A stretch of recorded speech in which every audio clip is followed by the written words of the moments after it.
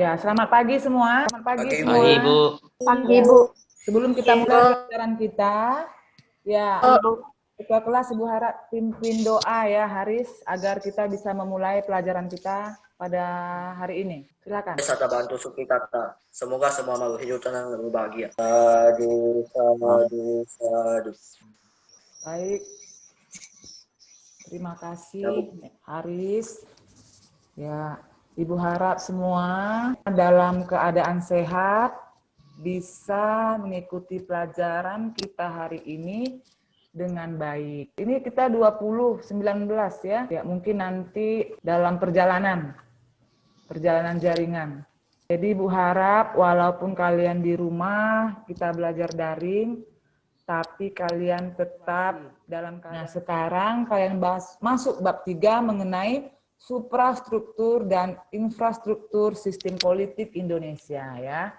Adapun tujuan dari pelajaran kita hari ini, kemudian setelah kalian bisa menganalisis, Ibu harap kalian bisa menyajikan hasil penjelasan kalian, menyajikan dengan rasa percaya diri per kelompok. Ya. Bisa? Bisa, Bu. Bisa, Bu. Oke.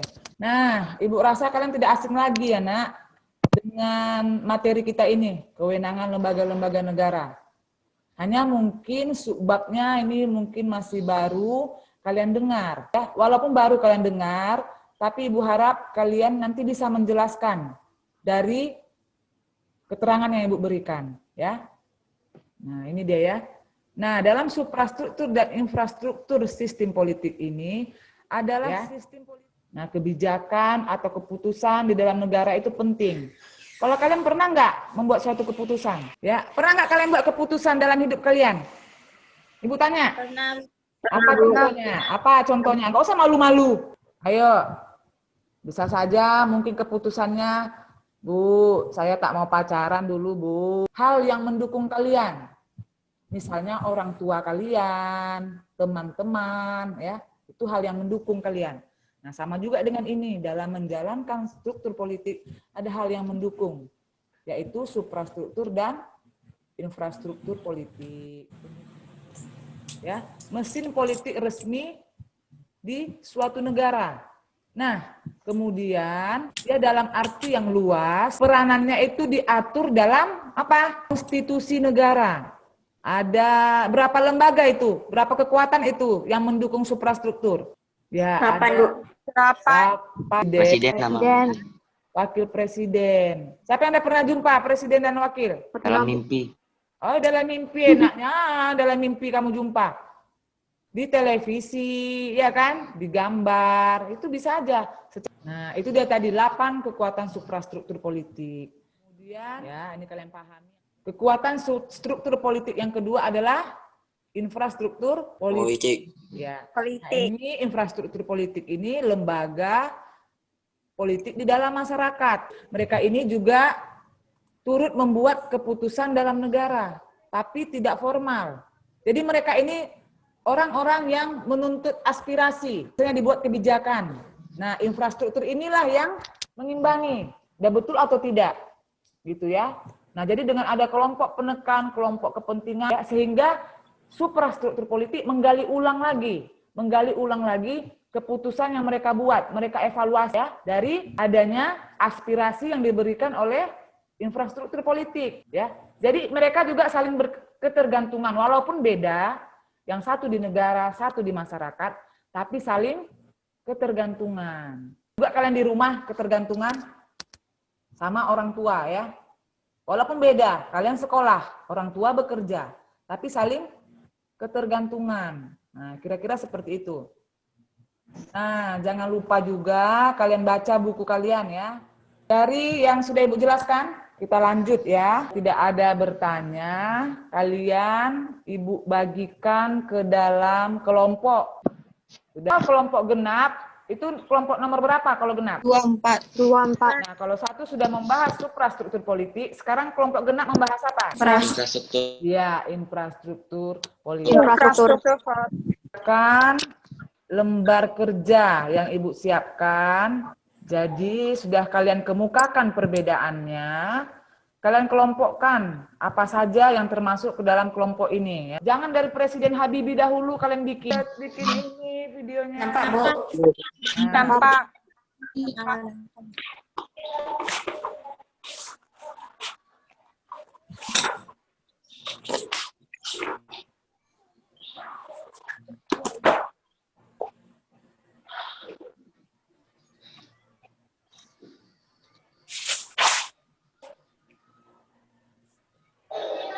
Nah, itu dia.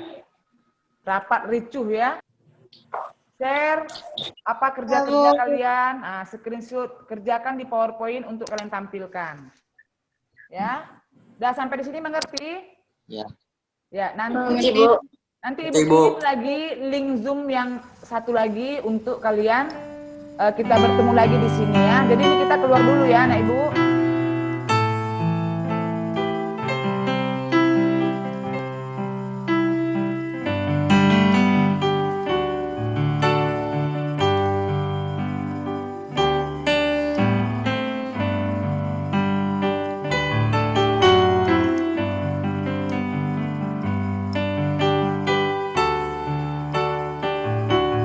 Semuanya sudah siap menyajikan hasil analisis kalian dalam LKPD yang sudah Ibu bagikan ya. Nah, kita mulai dari kelompok yang menganalisis suprastruktur politik. Nah, kelompok berapa? Kelompok 2, Bu. Nah, nampak? Ya, ini kelompok 3, perwakilannya Grandi. Ya, silakan. 1. Kemukakannya perbedaan antara suprastruktur politik dan infrastruktur politik beserta pengelompokannya. Jawabannya, suprastruktur politik adalah lembaga negara, sedangkan infrastruktur politik adalah lembaga-lembaga kemasyarakatan. Kelompok 1. Kelompok itu jawab ya. Nah, silakan. Beri penjelasan secara singkat. Infrastruktur politik adalah yang berada di pihak masyarakat, Iya. yang bukan termasuk lembaga pemerintah. Bagus. Kalau si Evangeline, menurutmu apa infrastruktur sistem politik itu? Infrastruktur sistem politik adalah Iya, bagus. Udah tahu kalian. Tapi tiba mengerjakan LKPD-nya, salah. Diganti itu ya. Jadi apa kesimpulannya? Kesimpulannya apa? suprastruktur politik itu lembaga yang dibuat negara, kalau infrastruktur politik itu lembaga politik yang ada di masyarakat. Ya, walaupun berbeda, tapi dua-duanya saling berkaitan, ya. Nah, nanti KPD itu dan juga Ibu akan mengirimkan post test di GCR. Nah, jadi untuk minggu depan kita mempelajari kewenangan lembaga negara, dalam hal ini penjabaran suprastruktur sistem politik yang terdapat di dalam Undang-Undang Dasar. Kalian kaji tugas dan wewenangnya. Kita tutup pelajaran kita sampai di sini. Pimpin doa siapa? Haris tadi ya. Oke, silakan.